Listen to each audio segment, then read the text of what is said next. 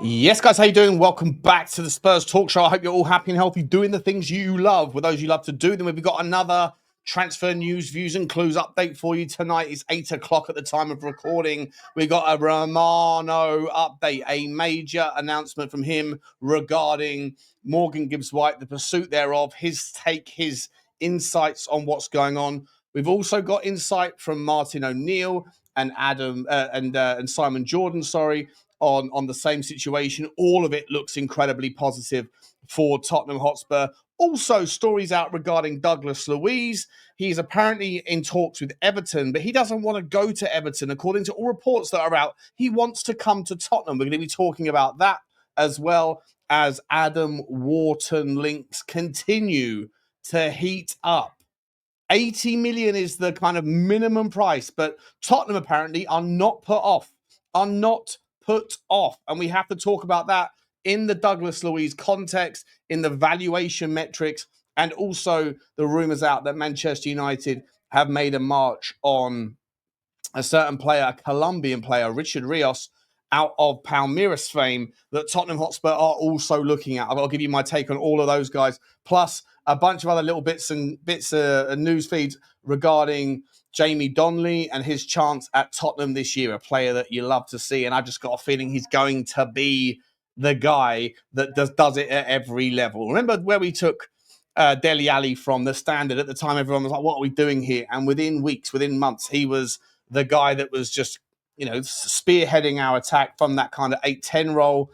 And what he was able to achieve, we don't necessarily always have to go by the proxy of what you're doing at the standard you're doing it. Although I have to be entirely honest and awkward in this moment and say I've been sort of reserved on the idea of bringing back Manos Solomon, because those that like him are judging him on what he did at the Championship. And so if you're going to carry that energy, then you should probably carry the same energy for people that did really well at a lower league. But with me, there's a difference between the two, and we'll talk about it right now. Guys, smash the like button if you enjoy the content. We really appreciate all the support. Your like game is insane on this channel. It always has been.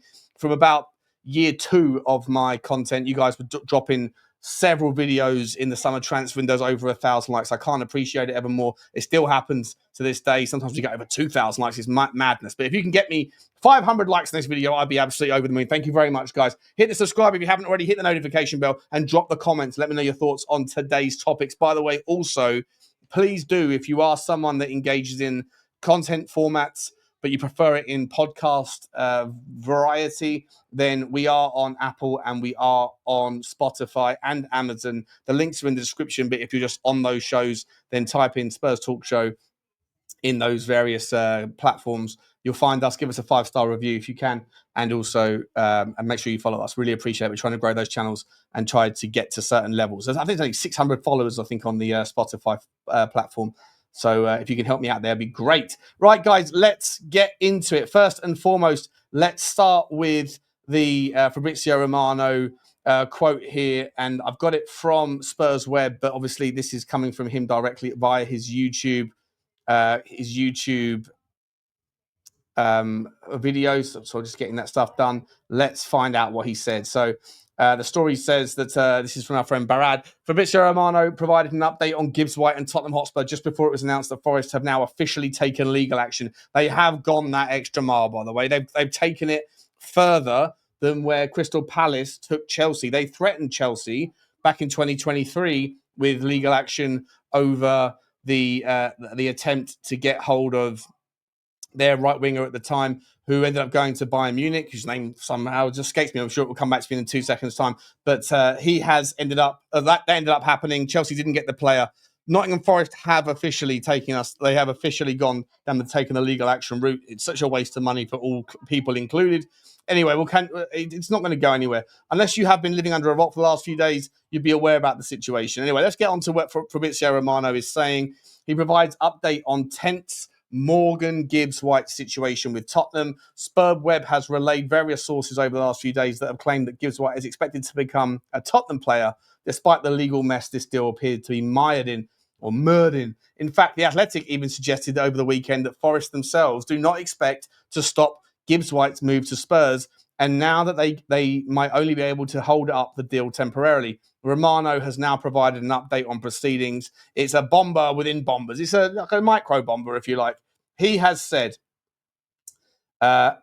yes, he's still confident about completing a deal for the Forest midfielder. Romano told Give Me Sport newsletter this morning, yes, they are. It's a tense situation, but Spurs hope to be able to proceed soon. That we are essentially, it's going to happen.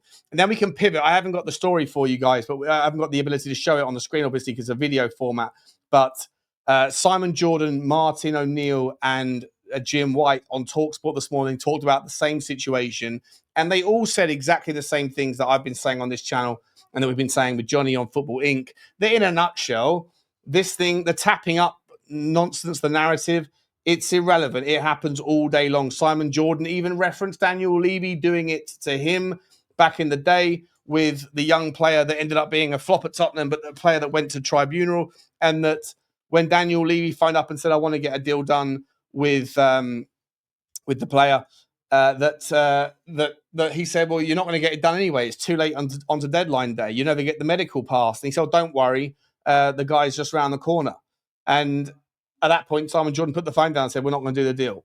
Right? But then Simon Jordan said that he's done exactly the same thing. He has tapped players up because that's the way it works. There's an etiquette, but there's also just the reality of the situation. Every transfer happens. And Simon Jordan also went as far as to say, what is exactly what I've been saying? What is the point of having a clause in a contract if no one can know about it? A secret clause doesn't make any sense. Martin O'Neill said exactly the same thing, that when he got sacked as manager by Marinakis, I think it was. I think he was using Marinakis as the example, but I can't be sure. He was saying that 23 minutes later, they had hired his replacement. How could that possibly have happened unless that manager had been tapped up, etc.? It's a normal process. It's not great, but it's the way it works. If it's good for the goose, it's good for the gander.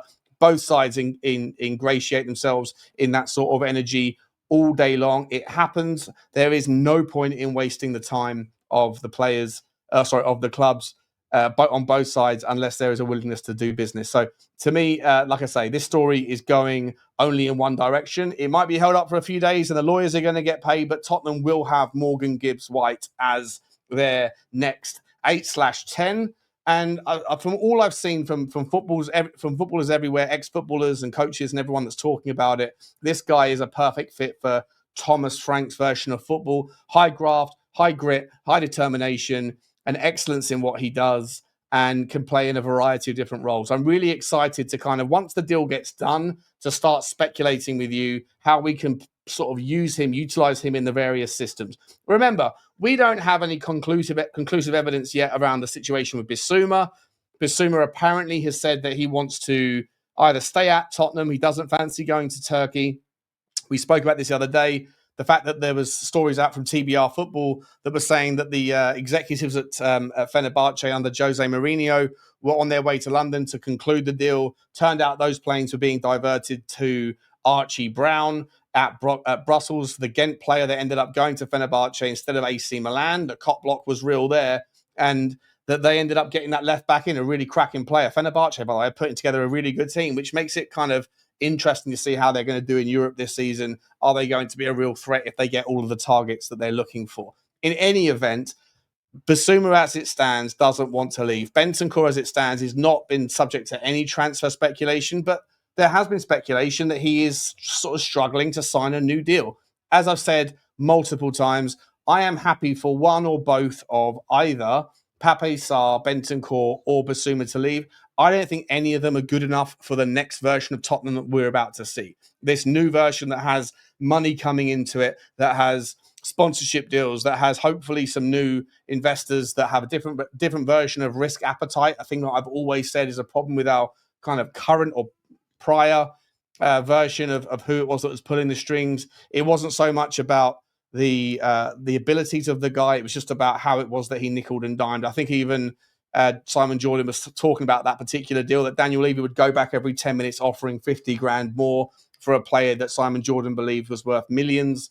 In the end, it went to tribunal, and I'm pretty sure that Tottenham only ended up paying £500,000 for the guy. So Daniel Levy won in that case. But either way, his negotiation style, his nickel and diming, it really isn't appropriate if you're trying to close the gap on the guys above. Remember, Chelsea have just made about £120 million from the Club World Cup. They've sold about £100 million worth of talent. They've bought a lot of players in. Chelsea are making moves towards new players. They're also trying to sell Nicholas Jackson. If they are the kind of the likely catchable team of the four in that bank of four above them, Liverpool, Arsenal, and Manchester City being the other three. Arsenal just got Gyökeres done at an incredible price, by the way. About £42 million up front is all that they've been asked, of which Sporting don't get all of that. Coventry get some of it, 10%. And I'm not even sure, but maybe Brighton get a slice of it as well. I'm not sure if that last bit is accurate, but it's the longest drawn out saga. But if you have to give like the transfer of the window in terms of value for money, it's probably him, isn't it? I mean, people were saying that the biggest transfer was Florian Wirtz. That's never going to be beaten for sure. But we shall see what happens with regards to the value in that. You have to reflect on that after the fact. With regards to Gyökeres, Ekitike today is looking to set up talks with Newcastle United. I've got to be entirely honest, guys. If there was to be something that was to go wrong with the Morgan Gibbs-White deal, if Ekitike is okay to go and talk to a team like Newcastle to either go and play rotation against Anthony Gordon or rotation with Alex Isak, I put Newcastle at about the same spot that Tottenham are. Are Newcastle United starting to kind of, as I've said before, that for the last couple of years that their owners have been quite well behaved with regards to the opportunities to exploit the rules because they have all the money in the world, but they haven't really ingrained themselves in the same tactics, the same energy as teams like Chelsea have and teams like Aston Villa have. Are they going to start to do that sort of stuff now that they know that there's really very little consequences in terms of the Premier League, at least? UEFA is slightly different, but Newcastle haven't broached it before, so maybe they'll be a first-time offender and get a slap on the wrist. Are they going to start to do in the same business? But if Ekitike is available and €75 million is the price, it does beg the question whether or not, if there is a hold-up on the Morgan Gibbs-White deal, if that thing is problematic in any way. I know they're not playing in the same position. Ekitike, for me, is a left-wing forward who can also play at the top end of the pitch as a 9. Maybe if Sonny does leave at the end of the window, maybe if the Newcastle deal hasn't happened, then after the preseason tour starts in career and Sonny's done that kind of duty of care for his fans out there, and then there is a willingness for him to move on to Turkey, to Saudi, or to America as the three kind of jurisdictions that have been touted. For what I also think there's an idea that he could go back to Germany. Bayern Munich are looking for a left wing. Could they get a really great value for money player that can bring in incredible money for them via shirt sales and via Korean tourism and eyeballs on their team in a player that is at his very best when he's playing with his best buddy Batman and Robin, Harry Kane, together again? We shall see with regards to that. But either way, if Ekitike is willing to deal with Newcastle, I don't know why Tottenham are sleeping on that one. That would be an insane transfer, and I consider Tottenham and Newcastle to be, I don't know, I think that Ekitike would probably get more minutes at Tottenham than he would at Newcastle, if I'm entirely honest. But let me know your thoughts on that particular story. Next story for you guys is the fact that Everton have officially entered the market for Douglas Luiz. Let me bring this story back up onto the screen for you so I can show it right here. Here we go. Everton are now trying, this is again from TBR Football, Everton are showing real ambition under David Moyes this summer. The Toffees have already spent 27 to sign Tierno Barry. He's going to be a handful, by the way. Wouldn't want to play against him, from Villarreal, who scored 19 goals in 41 appearances last season. I like this guy. Very interesting. After releasing DCL, it came after Everton had also opted to sign Carlo Alcaraz from Flamengo in a permanent £15 million deal following a successful loan spell for the Argentine last season. Here we go. Calcio Mercato in Italy now state that Everton are in deep talks with Juve over a deal for the Brazil international, but there is currently a disagreement on the structure of the deal. Juventus want £35 million for Luiz, who Manchester United also like, having paid $42.4 million to sign the South American as recently as June 2024. Everton are only willing to take the Brazilian on loan for the 25-26 campaign with an option to buy next summer, which is the same agreement they struck with Flamengo over Alcaraz. Effectively, it would be a try before you buy deal. But here's the thing. Even if Everton managed to shake hands on terms with Juve, they must still find a way to convince the 27-year-old to move to Merseyside, which could be an issue. that we spoke about this before, that Luiz is very keen on a move to Tottenham, and the Juventus number 26 currently has his representatives working on that deal. Now, I'm going to come back to Douglas Luiz in a second. The other story out, guys, is that Manchester United have apparently made a move for Richard Rios of Palmeiras fame, a player that Tottenham have been linked with for a long time, an absolutely cracking Club World Cup. The guy has got a wonder left foot, a beast of a player, can do that 6-8 hybrid role. A lot of the players we seem to be looking for right now, whether it's Douglas Luiz, whether it's Richard Rios, whether it's even Adam Warton. There's other players out there. We're going to come to Adam Warton in a minute as well. But they're all sort of 6-8 roles, and then you've got other people that are doing the 8-10 roles. It looks like it wasn't just Ange that wanted versatility, that this is a thing that Tottenham are looking for. Buying players that are great in one position, but can offer variety and versatility, and that obviously can kind of sidestep potential injury problems, that if you only have masters of one, specificities, if you like, of positional sense and tactical awareness, whilst that's great if you do get those masters of one rather than jacks of all trades, ultimately what can happen there is that if you get injuries to those players, then you can suddenly be very much imbalanced. By having players that can do multiple things, and obviously injuries are no longer necessarily an issue to the same degree. But on top of that, as I've said 1,000 times, it's incredibly difficult for the opposition teams to really know what to expect from you when you have about 10 players that can do very good jobs in 2 or 3 positions.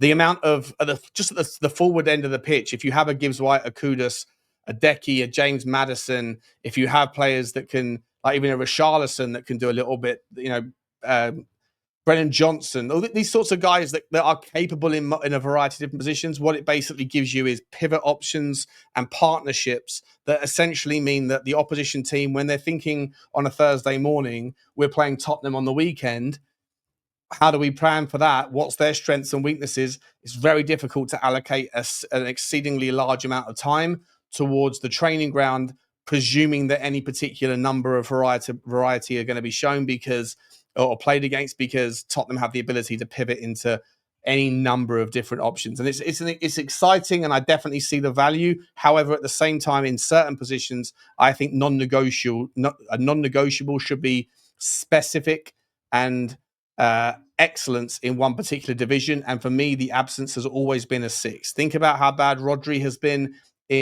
how bad Rodri's absence has been in the last 12 months, specifically for Manchester City. He just does a 6 role. He doesn't do much more. That's what he does. Palhinha, when he was at Fulham, Palhinha, even when he did hit the ground running at Bayern Munich initially, where Palhinha has been, this guy does what he does. He's a very good passer of the ball. He does his job. He gets it to other people, though, that do the creative work. But you put him in that kind of just in front of the back 2 or back 3, especially in a world where our fullbacks overlap and go deep and get themselves exposed in transition. You need a 6 there. I'm not entirely convinced that Douglas Luiz is that guy. I'm certainly not convinced that Richard Rios is that guy. However, both of them, excellent players on their day. Big fan of Richard Rios. The unknown with him is the transition into Europe, the transition to the Premier League.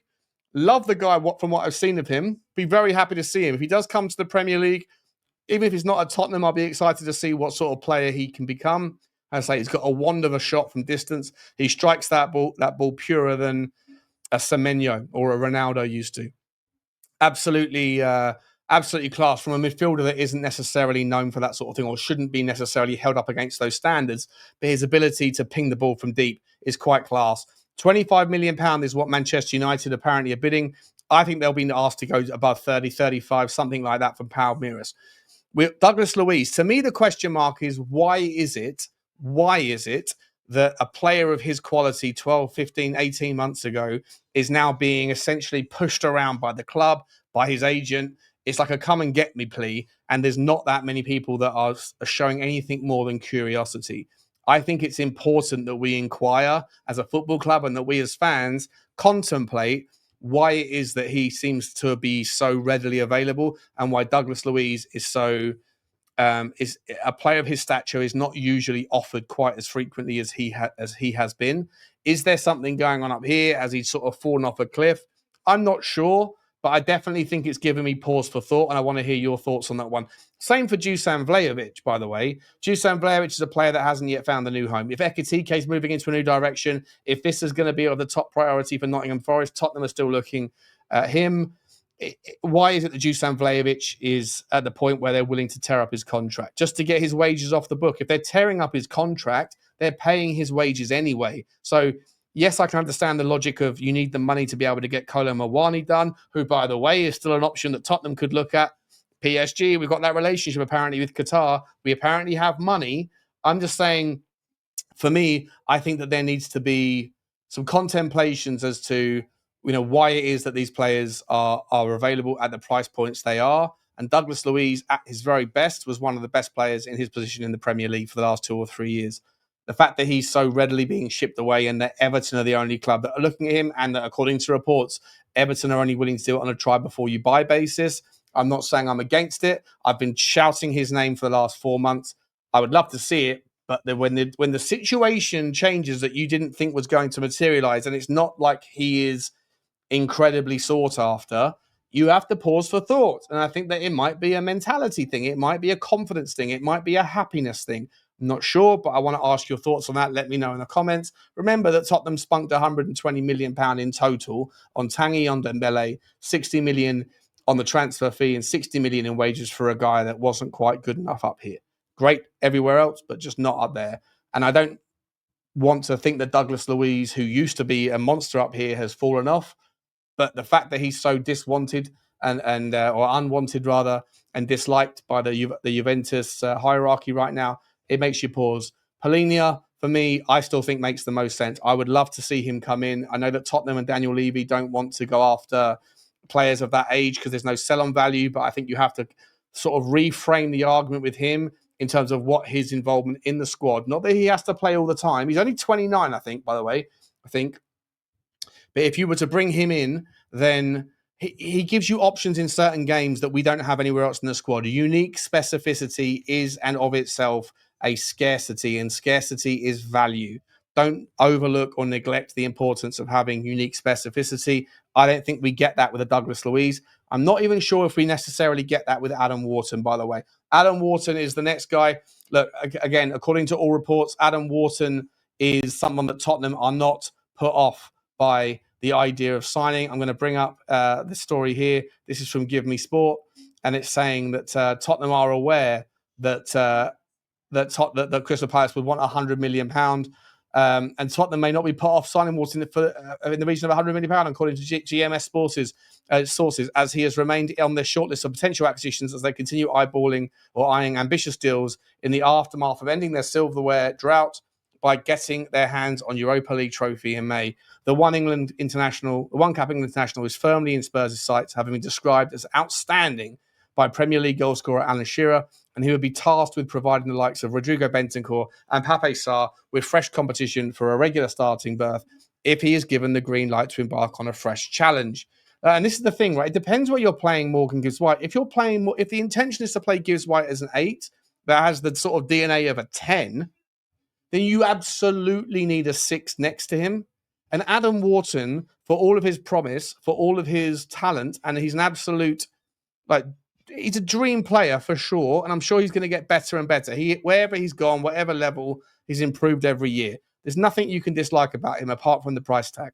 For £100 million, or let's say £80 million, which is what Crystal Palace might want for him, Tottenham Hotspur have an opportunity cost. If you get that one done, you don't go and get anybody else, in my opinion. I don't care what the size of the sponsorship deal is.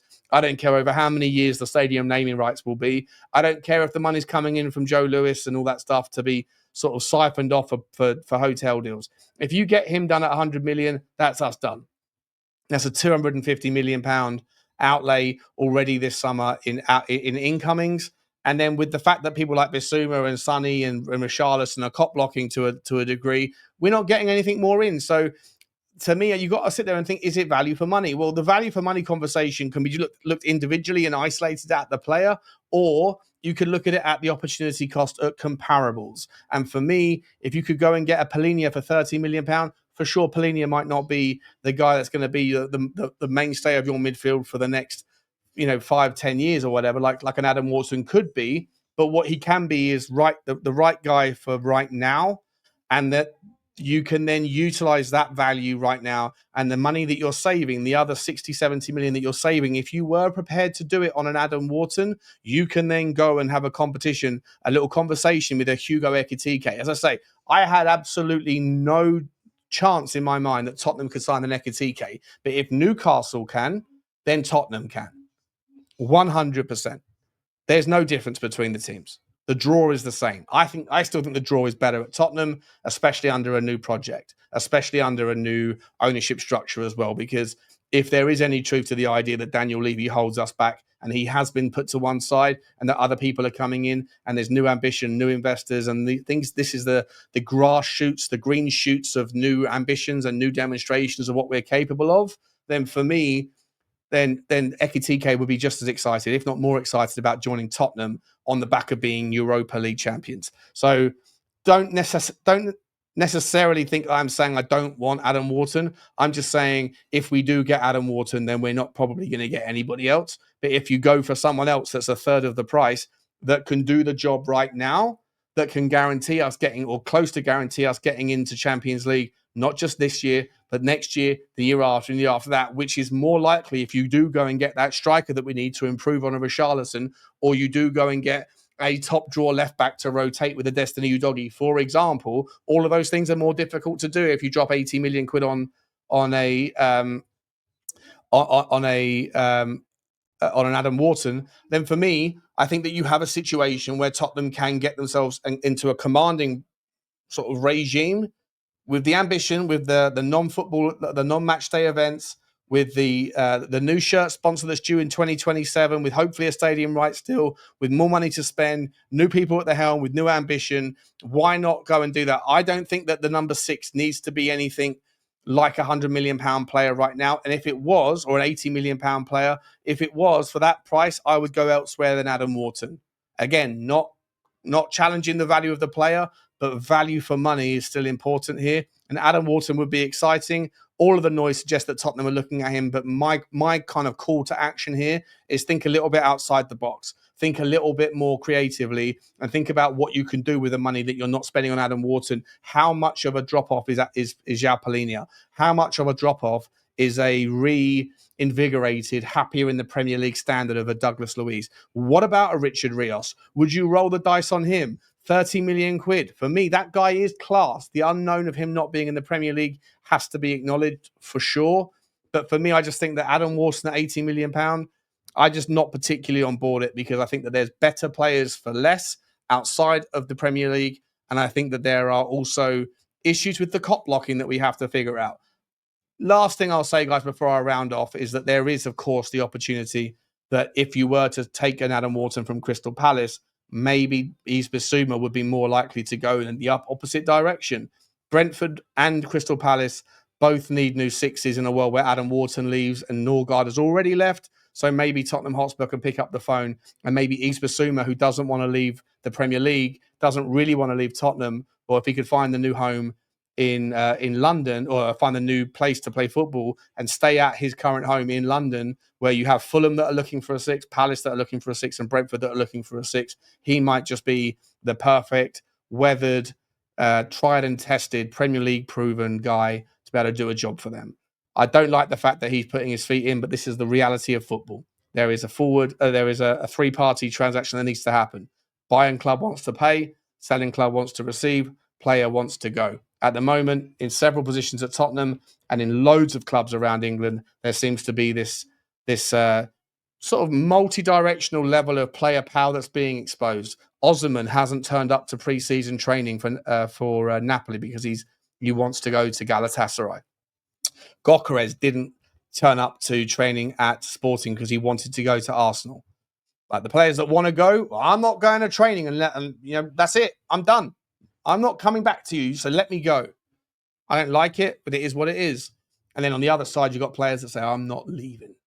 And you can't just continue to bring players in if these guys aren't leaving. The only thing you can do is hope that you can have conversations and say, look, we're bringing this guy in. If you're going to put your feet in the sand, so be it. You can train with the kids or whatever else, but ultimately you're not going to get any minutes. And if that's important to them in a World Cup year, like for a Richarlison, then maybe, just maybe, there's enough wiggle room there to be able to kind of give them enough hope, give them enough rope to hang themselves. But ultimately, guys, that's it from me. Gibbs White looks likely. Rios United are making a move. Should Tottenham? Luiz, Everton is making a move. Should Tottenham? Adam Warton, Tottenham seem keen, but are we overpaying? What about Ekitike? Currently on the mark, on the minds, and the bid is coming in from Newcastle. Should we be making a move on Ekitike? I think we should. I think that would be absolute ratatata, tantalizing stuff. I'll leave it there, guys. I'll see you tomorrow. Like, subscribe, and comment. And as always,